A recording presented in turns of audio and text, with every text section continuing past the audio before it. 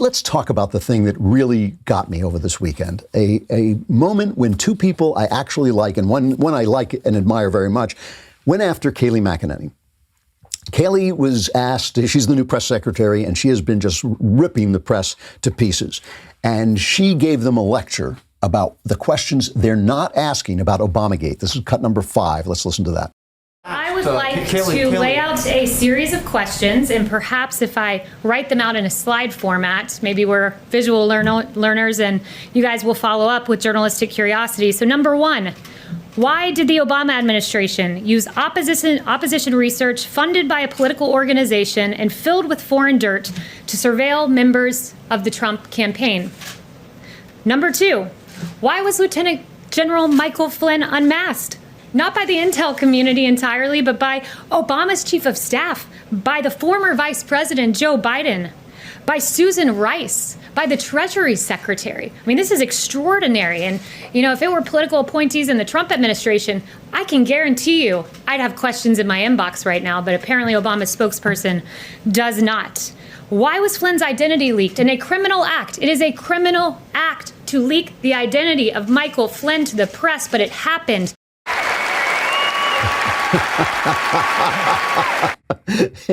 Yeah, no kidding. So I want to just make it clear that I'm talking about Chris Wallace, who does a pretty fair job on Fox. He does, you know, when he interviews people. I don't always like his interview style. I don't like the fact that he cuts people off all the time, but he gives it to both sides pretty evenly. He didn't like this. And so I just want to make it clear that I'm not hating on these people, but I'm strongly disagreeing here, okay? So Chris Wallace didn't like this, and he went after Kayleigh McEnany. This is cut 2. First of all, it's not extraordinary. Unmasking is pretty routine. The effort by people in an administration to find out who a masked American person is. It happens in the Trump White House. It happened, I think, 16,000 times the year before last. What's a crime is leaking it, but unmasking isn't. In addition to which, I have to say that if Kayleigh McEnany had told Sam Donaldson and me what questions we should ask, that would not have gone well. So this is wrong on so many levels, okay? It's wrong on so many levels. First of all, to dismiss Obamagate at this point as just normal unmasking, when the Vice President of the United States is unmasking a guy something like 8 days before he leaves office, when there is now evidence that the Obama administration at least considered withholding information from the incoming administration on Russia over an idea that Trump had colluded with Russia that had already been exploded, that they already knew was utter nonsense.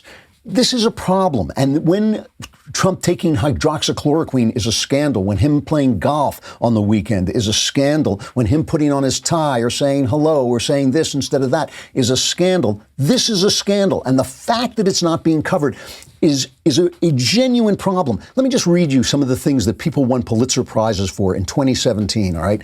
Officials, went to the New York Times and Washington Post staff for what? For deeply sourced, relentlessly reported coverage in the public interest that dramatically furthered the nation's understanding of Russian interference in the 2016 presidential election and its connections to the Trump campaign, which were non-existent. So this is what they gave to the Pulitzer Prize for. Officials say Flynn discussed sanctions. White House received warning about Flynn. FBI was a pay author of Trump dossier. Sessions spoke twice to Russian envoy. In other words, they gave the New York Times and the Washington Post Pulitzer Prizes for running interference for the Intelligence Committee, which had misbehaved in their investigation of Michael Flynn and the Obama and the incoming Trump administration and the Trump campaign. At the very least, they misbehaved. At the very least, they got FISA warrants they shouldn't have gotten to listen in on Americans, and then leaked information to the press, which dutifully recorded that information as if it were sourced news story instead of a leak to protect the butts of the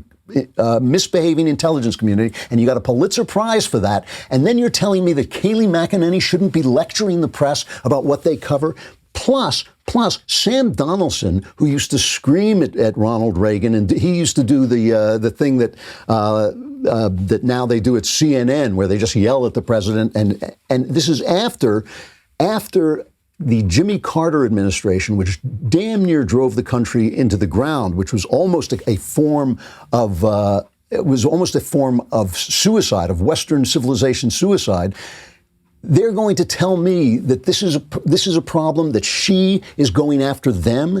No, and the reason he's wrong here is because he's thinking about how it affects the press. Well, we wouldn't let that happen. This is I would stand on my dignity. I would stand on my honor as a reporter.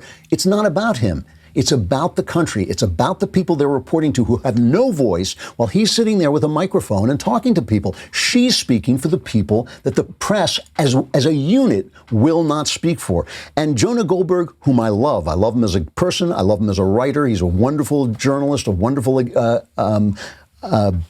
observer of the political scene. His book, Liberal Fascism, changed the game in political discussions. He's an important conservative thinker, but he hates Donald Trump, and he sees this as an extension of the Trump regime. This is Jonah talking about this. And by the way, I'm inviting him on the show to talk about this with me because I just seriously disagree with him, deeply as I love him, truly, personally and politically. I seriously disagree with him on this. This is cut 3.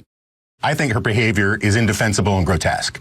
And I think that what she has done is there's this cliche in Washington that President Trump wants a Roy Cohn as DOJ, as the Attorney General. What Donald Trump wants in a press secretary is a Twitter troll who goes on attack, doesn't actually care about doing the job they have, and instead wants to impress an audience of one and make another part of official Washington another one of these essentially cable news and Twitter gladiatorial arenas. And it's a sign of the defining of deviancy down in our politics, and it's only going to make things worse. You're wrong. Here's why. No, this is a real problem because if Kayleigh McEnany is a Twitter troll, so is the entire press corps. So is the entire press corps. The questions they have been shouting during the Chinese virus briefings have just been troll questions. They were not gathering information. They were gotcha questions. They were 2020 hindsight questions. They were questions with no backing in facts. And again, it's not about Donald Trump. This is the thing. It's not about the press and it's not about Donald Trump. It is about half the country who has no voice. They elected Trump. They voted for Trump because they had no voice, because no one was listening to them. No one, including the Republican establishment. You know, this is the question that I've been asking myself. I did not like Trump. I voted for him because I could see it was obvious that he was a better choice than Hillary Clinton, and there were only 2 choices. So I voted for him. I think he's done an actually very, very good job. It doesn't make him personally attractive. He's been tweeting things over the weekend. He too has been tweeting things over the weekend that I wanted to slap him upside the head for because they were politically stupid, not because of what he was saying, but because they were politically stupid, and we need him to win. However, from the very start, I asked myself, well, why did people vote for him? Why, when, the great, wise, powerful Andrew Klavan, who's always right, was saying that this is a bad guy, why did people decide, no, he would do well? And why did they turn out to be right? And I think the thing is the establishment had lost touch with the American people. Nothing the establishment was talking about, even the right-wing establishment, had anything to do with the heart of the American people and what was bothering them. People were killing themselves in this country. They're doing it again now. They were slaughtering themselves because they had lost their jobs, because they had lost their communities, and the left and the right, both, the media especially, were acting like it wasn't a problem, like it wasn't happening. I hope you enjoyed that clip from The Andrew Klavan Show. If you did, go ahead and hit the subscribe button so you stay up to date on all our future content.